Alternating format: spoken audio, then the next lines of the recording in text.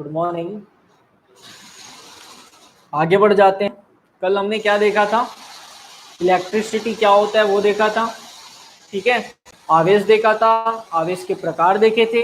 ठीक है, आवेश का क्वांटीकरण देखा था और उस पे बेस्ड न्यूमेरिकल देखा था। ठीक है, अब उसके आगे बढ़ जाते हैं हम।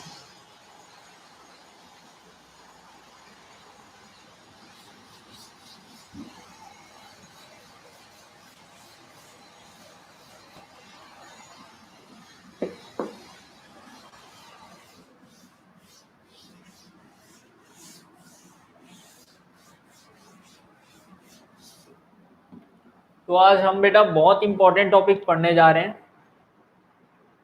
ठीक है, तो अभी नाम जान जाएंगे कौन सा टॉपिक पढ़ने जा रहे हैं। ठीक है, और आपने पढ़ चुका है उस टॉपिक को पहले 10th क्लास में। उस टॉपिक का नाम है कूलॉम का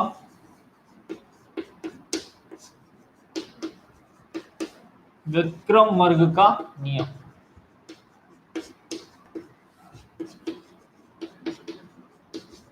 कूलॉम का व्युत्क्रम वर्ग का नियम। ठीक है, ओके। तो जानते हैं कूलॉम का नियम कैसे आया, किस कारण आया।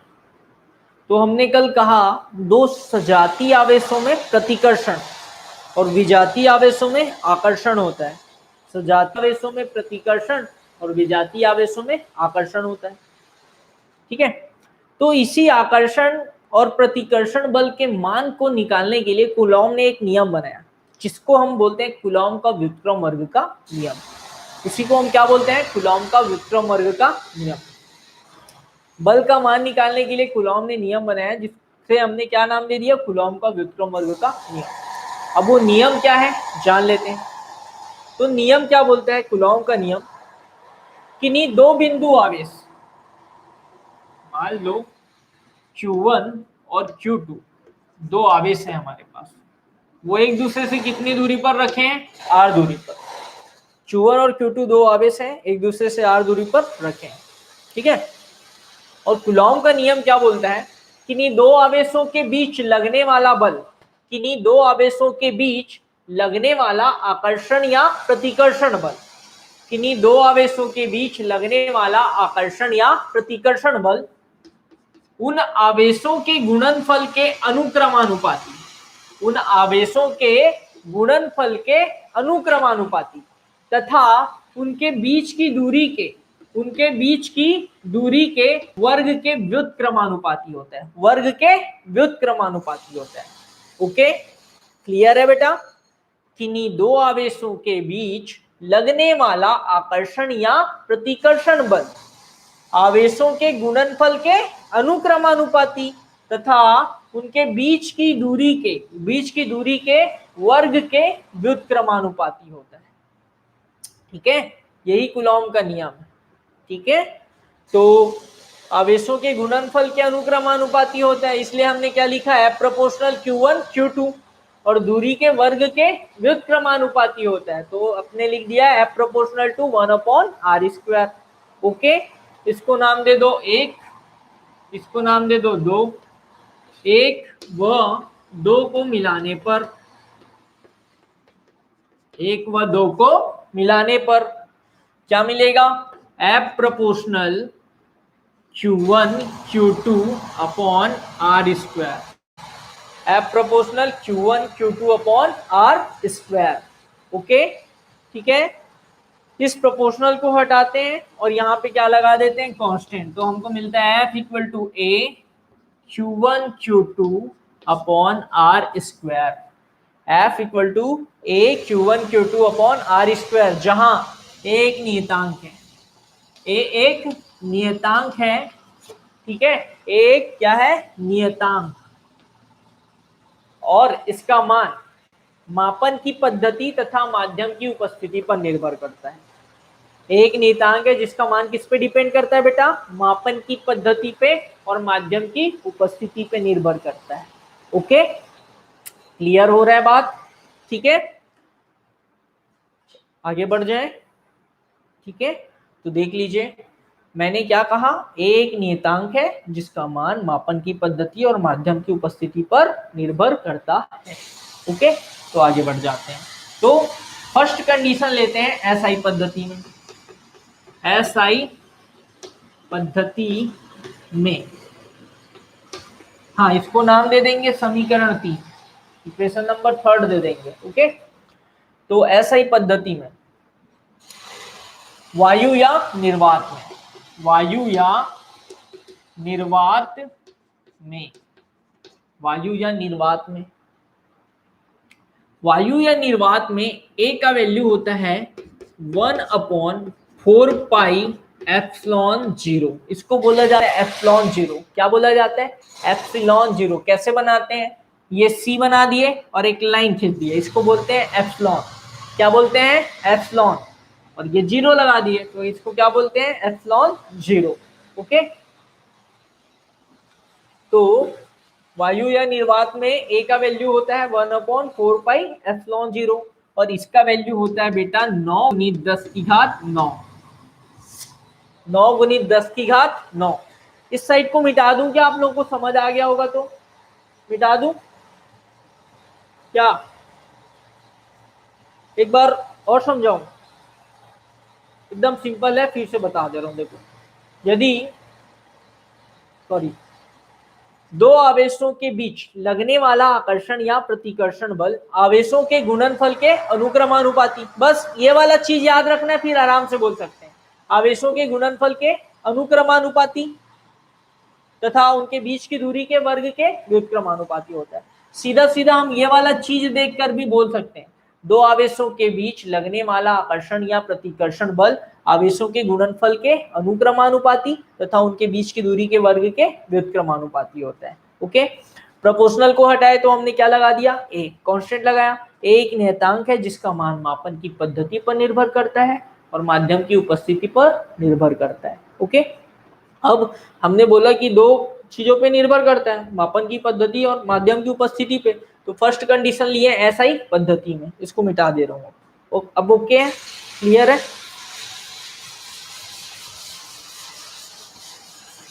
एसआई पद्धति में वायु या निर्वात में A = 1/4 पाई एप्सिलॉन 0, इसका वैल्यू होता है 9 गुणित 10 की घात 9। ओके, 9 गुणित 10 की घात 9। और एप्सिलॉन 0 को बोलते हैं वायु या निर्वात की निरपेक्ष विद्युतशीलता। वायु या निर्वात की निरपेक्ष विद्युतशीलता, ठीक है। और एप्सिलॉन 0 का मान याद रखना है बेटा। एप्सिलॉन 0 का मान क्या होता है देख लीजिए। एप्सिलॉन 0 का वैल्यू होता है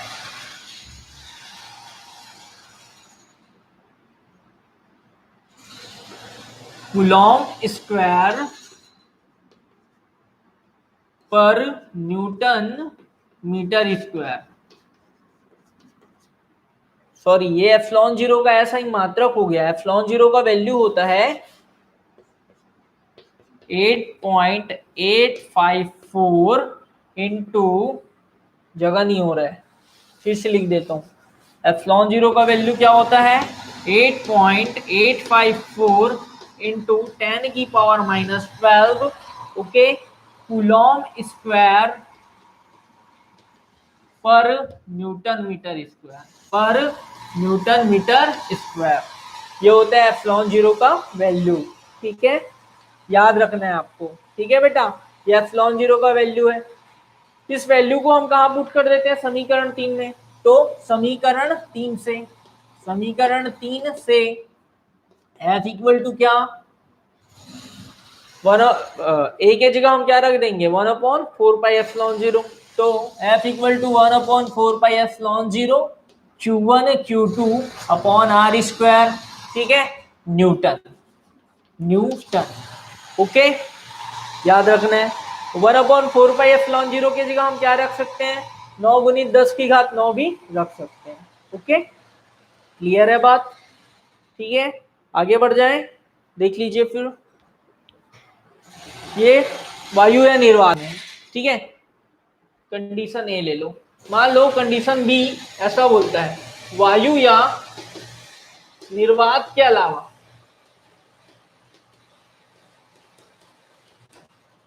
वायु या निर्वात के अलावा अन्य माध्यम की उपस्थिति में, अन्य माध्यम की उपस्थिति में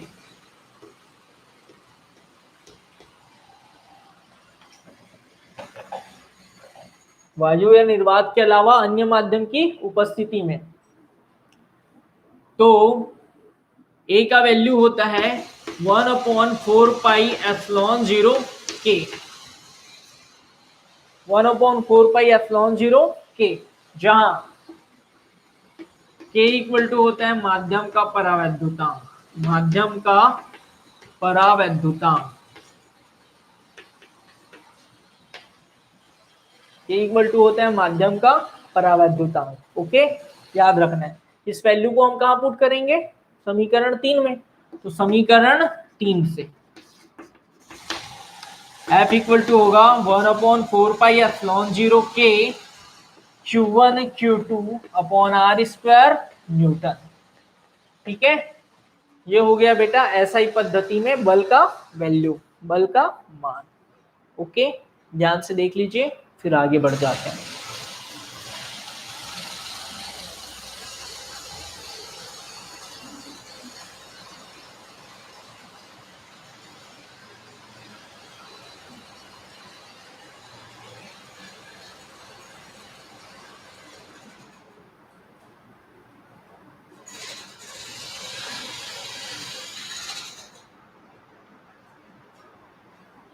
ठीक है, सेकंड कंडीशन देख लें, सेकंड कंडीशन देख लें। चलिए अब बात करते हैं सेकंड कंडीशन सीजीएस पद्धति में। कौन सी पद्धति में, सीजीएस पद्धति में। तो सीजीएस पद्धति में बात हो रही है, तो ए का वैल्यू वायु या निर्वात में, फर्स्ट कंडीशन वायु या निर्वात में, सीजीएस पद्धति में वायु या निर्वात में ए का वैल्यू होगा 1, क्योंकि कौन सी पद्धति चल रही है, सीजीएस पद्धति। ठीक है, तो वायु या निर्वात में ए का वैल्यू होगा 1। ओके, तो समीकरण 3 से F equal to Q1 Q2 upon R square dine.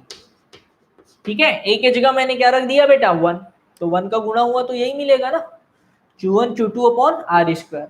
और बल का मात्रक क्या होता है सीजीएस में, डाइन, इसलिए हमने क्या लिया है, डाइन। ओके, ये है सीजीएस पद्धति में बल का मान। कौन से कंडीशन में, वायु या निर्वात में, जब माध्यम वायु या निर्वात हो। माध्यम का मतलब जिसमें अभी हम जहां बैठे हैं वहां क्या चीज है, माध्यम क्या है, वायु है। अगर नदी में कूद दें तो वहां माध्यम क्या होगा, पानी होगा, है ना भाई। तो माध्यम कई प्रकार के होते हैं, वायु होता है, कांच होता है, आपका जल होता है, ऐसा हमने पढ़ा है ना 10th क्लास में भी, जान चुके हैं अपन माध्यम के बारे में, उसी माध्यम की बात कर रहे हैं। ओके, तो वायु या निर्वात में वैल्यू ये है। उसके बाद वायु या निर्वात के अलावा अन्य माध्यम की उपस्थिति में, अन्य माध्यम की उपस्थिति में सीजीएस की बात चल रही है ना, तो ए का वैल्यू होगा 1/k। ए का वैल्यू क्या होगा बेटा, 1/k। तो समीकरण 3 से, समीकरण 3 से F इक्वल टू आएगा 1/k Q1 Q2 upon R square dyne. ठीक है, ओके, तो ये हो गया सीजीएस पद्धति में बल का मान। ठीक है, ध्यान से देख लेंगे। ठीक है, ये सारी चीज का नोट्स आप लोगों को मिल गया है, नोट्स सेंड कर दिया हूं मैं आप लोगों को। ओके, ठीक है, और नहीं है तो मैं डिस्क्रिप्शन में पीडीएफ डाल दूंगा। ओके, ठीक, आगे बढ़ जाए। ठीक,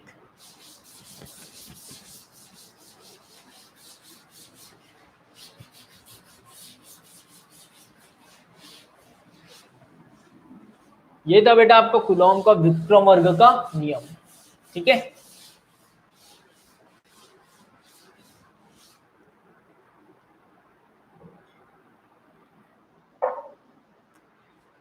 तो नेक्स्ट टॉपिक है, छोटा सा टॉपिक है और लास्ट टॉपिक है, बस इतना ही करेंगे अपन आज।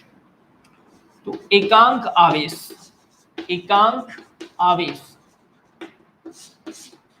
तो नाम से समझ आ रहा है एक आवेश को अपन क्या बोलते होंगे, एकांक आवेश। ऐसे ही समझने के लिए एक ठोक आवेश को ही हम क्या बोलते होंगे, एकांक आवेश।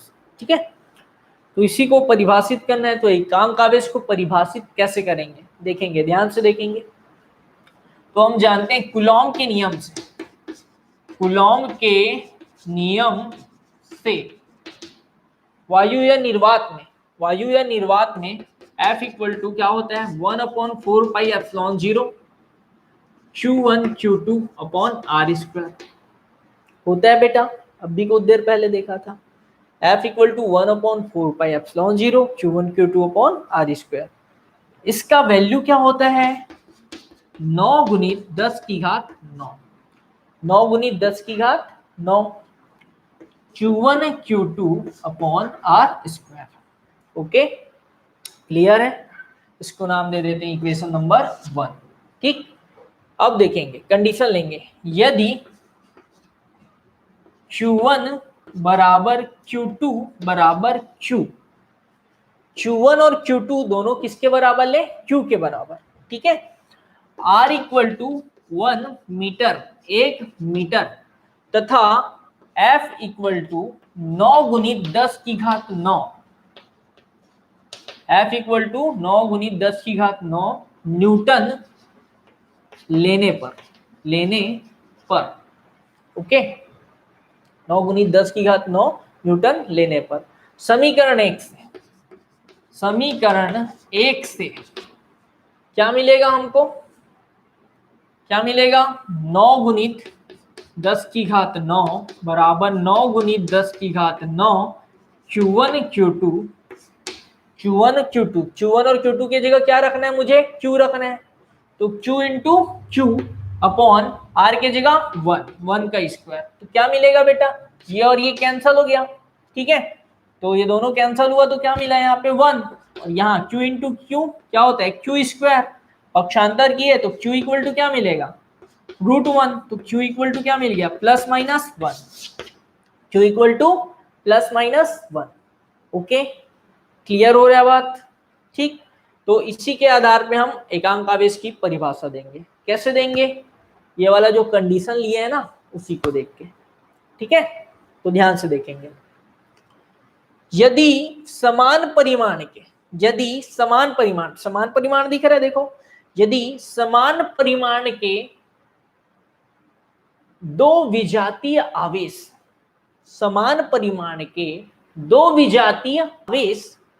वायु या निर्वात में 1 मीटर की दूरी पर स्थित होने पर एक दूसरे को 9 गुणित 10 की घात 9 न्यूटन के बल से आकर्षित करें तो प्रत्येक आवेश एकांक आवेश कहलाता है। ओके, क्लियर है। फिर से बोलो, यदि समान परिमाण के दो विजातीय आवेश वायु या निर्वात में 1 मीटर की दूरी पर स्थित होने पर एक दूसरे को 9 गुणित 10 की घात 9 न्यूटन के बल से आकर्षित करे तो प्रत्येक आवेश एकांक आवेश कहलाता है। Clear, okay. और यही बात सजातीय आवेश के कंडीशन में क्या बोलेंगे, सजातीय क्या करेगा, प्रतिकर्षित करेगा। तो बस 2 ही जगह बदलना है, तो क्या बोलोगे उस कंडीशन में, यदि समान परिमाण के दो सजातीय आवेश वायु या निर्वात में 1 मीटर की दूरी पर स्थित होने पर एक दूसरे को 9 गुणित 10 की घात 9 न्यूटन के बल से प्रतिकर्षित करें तो प्रत्येक आवेश एकांक आवेश कहलाता है। ठीक है, आप दोनों में से कोई भी परिभाषा लिख सकते हैं। ठीक है, ओके। तो आज की क्लास यहीं तक रखते हैं बेटा। Thank you very much for listening me. इसके आगे अपन नेक्स्ट क्लास में देखेंगे। Thank you.